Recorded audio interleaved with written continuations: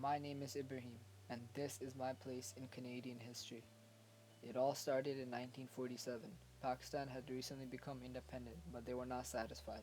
A large area of land to the north, called Kashmir, was what they wanted. They thought that the amount of land that they already had was not enough.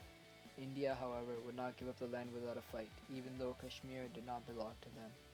On October 22, 1947, the two countries began the first of four wars revolving around Kashmir.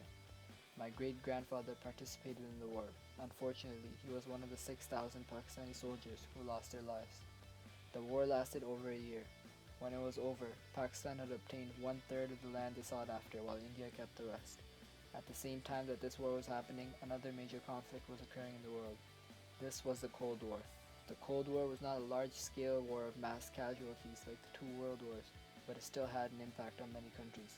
Although Canada was not the focal point of the war, they still played a role in the war for the capitalist West. There were many significant people, such as Igor Guzenko, who identified a Soviet spy ring operating in Canada. Fast forward 30 plus years, and another Indo Pakistani war breaks out. It was the third out of four wars. This war was a disaster for Pakistan. They lost half their navy, a quarter of their air force, and a third of their army. My dad's uncles moved to Canada as immigrants after the war. This was early in the 1980s. All of this was possible due to the work of Pierre Trudeau.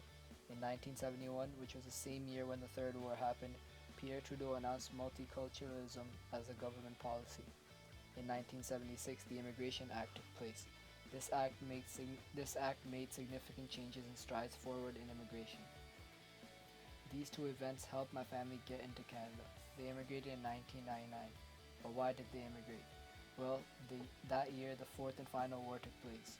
However, this was not as bad as the others. Also in the late 90s, Nawaz Sharif was elected as Prime Minister. My dad did not support him. The economy under his control was not looking good.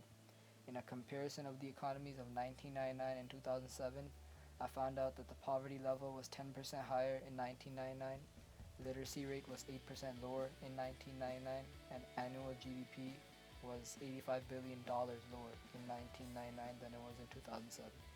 All these factors led my dad to immigrate to Canada, where he thought he had better opportunities.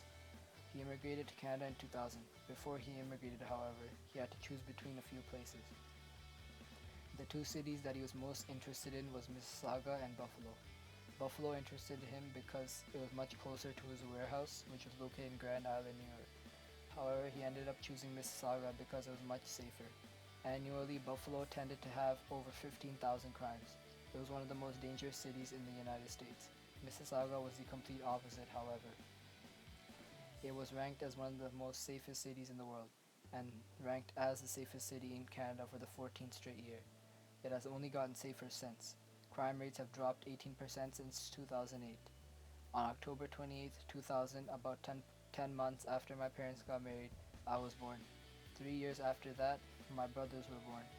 They were twins. 5 years after that, another pair of twins were born. We went back to Pakistan in 2003 because we had much more family over there.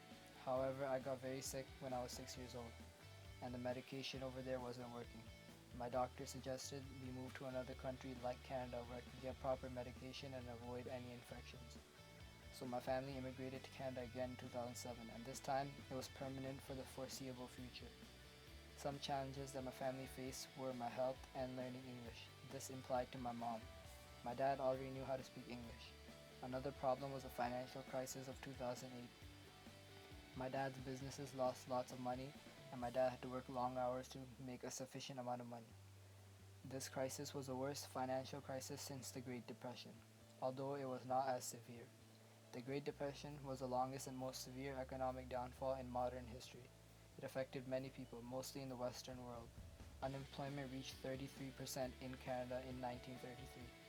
After the economic crisis of 2008, my dad's business expanded. Warehouse opened in LA and recently in Mississauga. Since then, not much has happened. The journey has led me here. This is my place in Canadian history.